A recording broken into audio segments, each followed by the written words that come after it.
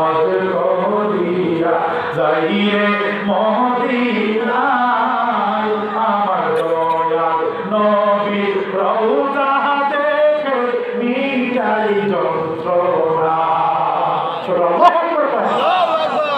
হজ করার পরে একজন হাজী সাহেব যখন নবীজির রওজা শরীফের কিনারে যায়, ও আশিক রাসূলেরা, ইসলামপুর মহল্লাবাসী, গ্রামবাসী গভীর মনোযোগ, মনের কান লাগান।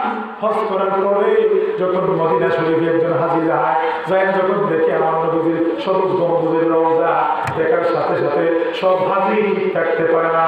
অনেকে আছে শরীর কাঁপতে শুরু করে দেয়, থরথর করে কাঁপতে থাকে, চোখের পানি গড়গড়ায় করতে থাকে। আর দেখে বলে, ইয়া রাসূলুল্লাহ, নবী গো, আপনার শত শত হাজার হাজার হাদিসের বয়ান উলামা হযরত করে, এই নবী তো আপনি রওজা শরীফে জিন্দা অবস্থায় রয়েছেন। ও নবী, আমি গুনাহগারকে আপনি সালাম কবুল করে। হাজীগণে হজ করিয়া যাইরে মদিনা, আমার দয়াল নবী রওজা দেখে মিটাই যন্ত্রণা। যাইতে যদি পারতাম আমি একবার, যাইতে যদি পারতাম আমি বলতাম মনের বেদনা, মন কান্দে যাইতে মদিনা। ও দয়াল নবী গো, কান্দে যাইতে মদিনা।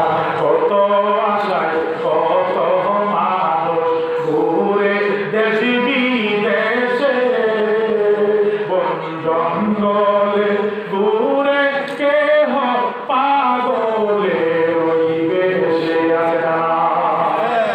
আমার বন্ধুরা, অনেক মানুষ মস্ত হারাতে করে, অনেক মানুষ দুনিয়ার সমস্ত কিছু বলে গিয়ে মস্ত হারাতে করে।